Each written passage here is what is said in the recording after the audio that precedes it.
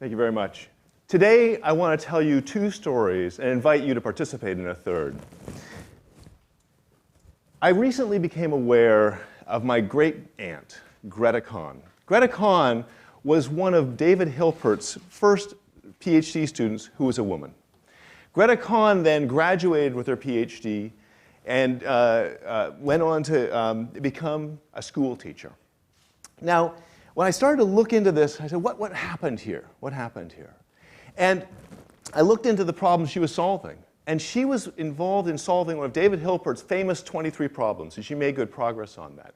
And what were these 23 problems? What took her imagination? And it turns out that Hilpert presented the world with 23 problems which have essentially defined mathematics for 4 generations. Many of the Fields Award winners and all the many famous mathematicians have been working on solving those problems. It was a fascinating thing. It's something I didn't know until a man wrote a book about Greta just recently. And so I said, wow, wait a second, this resonates with me. This is how things happen. This is how great athletes, how great entrepreneurs, how great scientists come up with creation. And that is by being faced with a challenge. And so I once again saw this fundamental process. Now, a second aspect of success, however, is timing. And sadly, Greta did not have good fortune in that respect. Greta, first off, as I mentioned, she graduated with a Ph.D. in Germany at a time when professors couldn't be women. And then she went on and unfortunately was a Jew in Germany. And 70 years ago, this month, was deported. And being that this is Holocaust Memorial Week, I thought we should just take a moment to think about the massive number of wonderful people who fell by that same fate. But I want to talk about another story.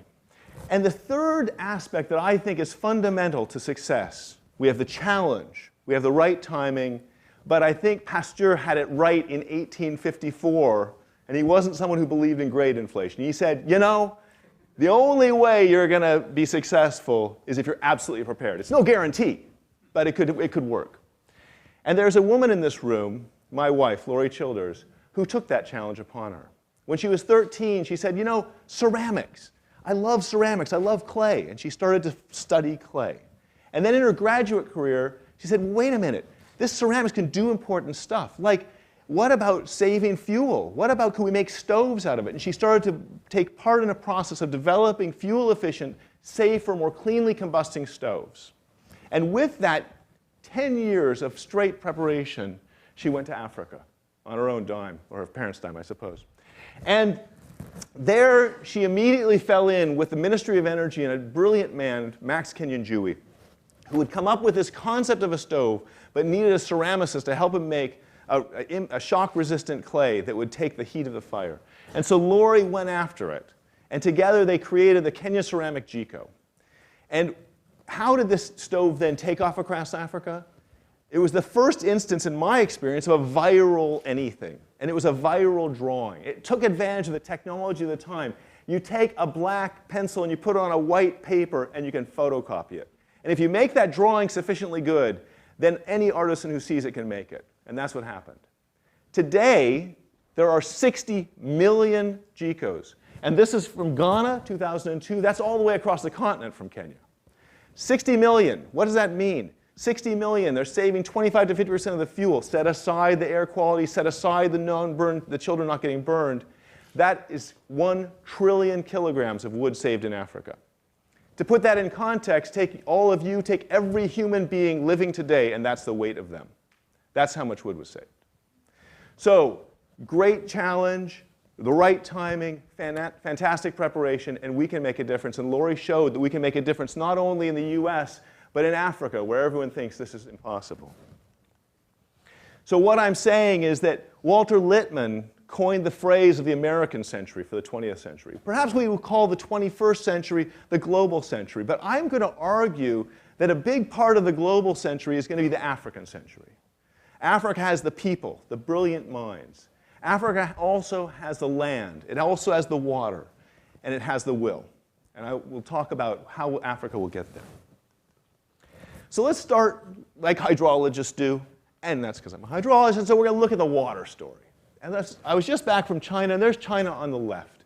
China is essentially food self-sufficient. Okay? Now look at the dark blue area. That's where you can grow crops without adding additional water. That's where rainfall is sufficient to grow crops. That is about the size of Madagascar. Okay? Now look at Africa. Well, we can comfortably fit the entirety of China, the entirety of the United States, the entirety of India, the entirety of Western Europe, and the entirety of Eastern Europe inside of the framework of Africa. And what do we have? We have about a third of the continent that is absolutely primed for growing whatever crop you'd like to. This is a resource unequaled on Earth. And this is a resource that is going to make Africa a leader in the coming century. But why are we not seeing Africa in that position today?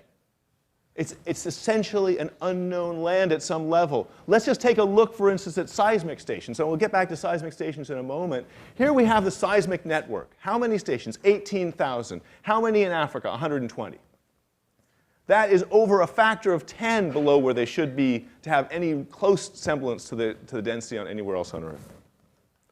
Now let's look at the World Meteorological Organization map of active weather stations. Okay, you see those nice blue dots? Those are the ones that are always reporting, over 90% of the time. You see those green dots? The green dots, I think they're kind of optimistic, guys, because those are only reporting over 45% of the time. The yellow, the red dots are essentially silent. How many blue dots do you see in the middle of Africa? You see about 12. 12 for the entire continent. That's where that entire map I just showed you came from. 12 weather stations reporting for an entire continent. That is unacceptable.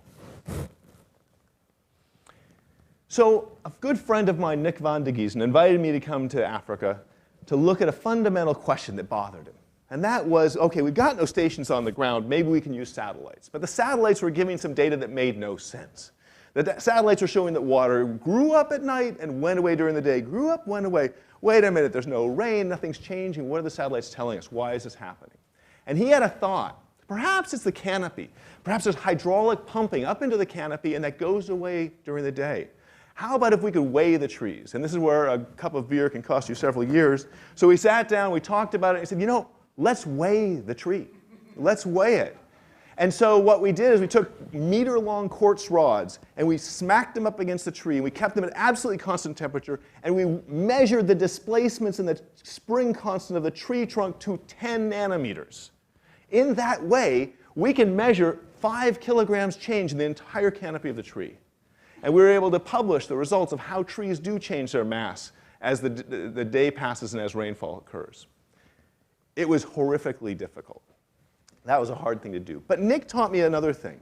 He said, John, we don't work to help Africa. We work with Africans. We are collaborators. We are working side by side. And we have to have our interests, and our interest is being excited by developing new science and by new understanding, side by side with their interests. We are collaborators, like Laurie collaborated with Max Kenyon-Dewey.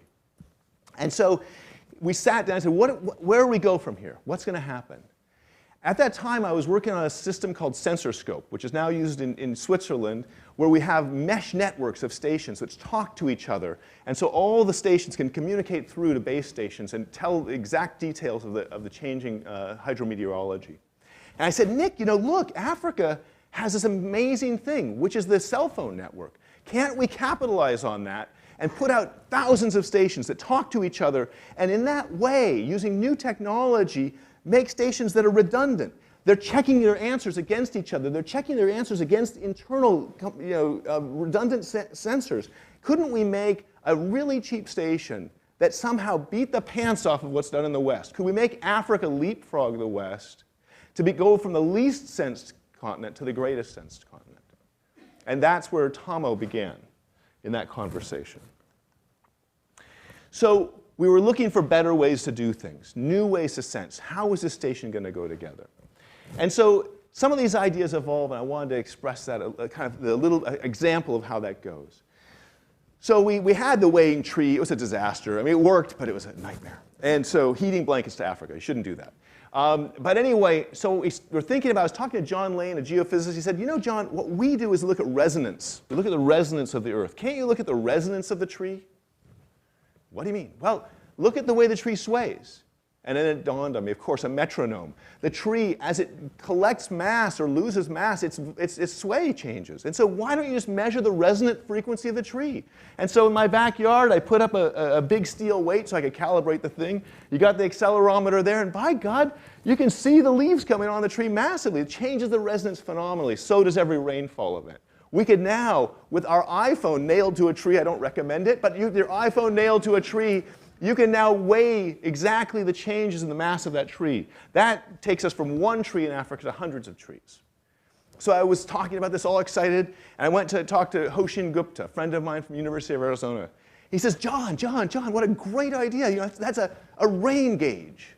I said, well, it's not a very convenient rain gauge. It's awfully large. You have to calibrate. No, John. Put a cup on a pole and just measure the resonant frequency. And so actually a senior design team, we made our first prototypes. We actually have the paper now under revisions. A senior design team here at Oregon State built this, and here we have it, an accelerometer on a pole. And this actually measures the rainfall more accurately than many of our other rain gauges that we buy on market. And that's just the prototype. And what does it do beyond that, though? You remember the redundant sensor thing. So what does it do? It measures wind. Because when the wind hits it, it vibrates. And so we can actually have a redundant sensor for our anemometers. What else does it do? Remember the seismometers? Well, this is a seismometer, people. The HP makes a 24-bit accelerometer. And right there, we now have 20,000 seismometers spread across Africa.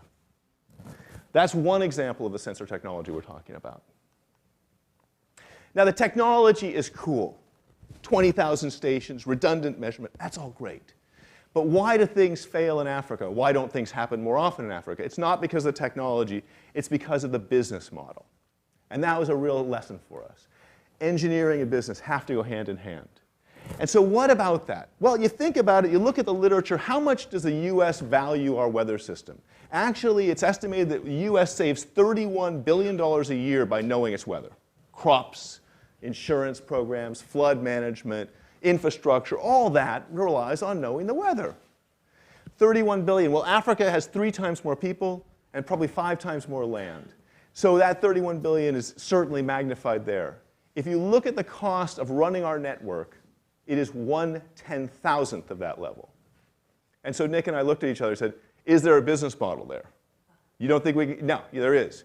And the point is, we had to recognize that it's a tragedy of the commons situation. We have to use all the pieces and bring them together. We have to create the infrastructure. And so the first layer of the TAHMO model is the infrastructure. We develop the stations, put them out, gather the data, make it freely available to educators, scientists, and governments. Then the second level is the contractors who do data synthesis. We're coming up with 20,000 data points a second.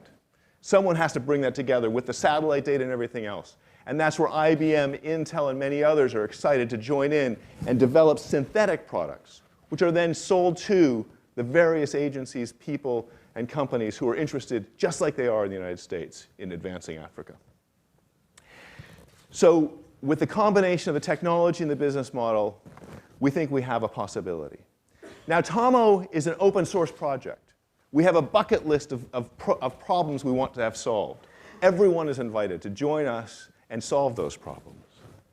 And so we consider this to be one of those grand challenges. It's a grand dream, and we really hope that you'll join us in it. Thank you.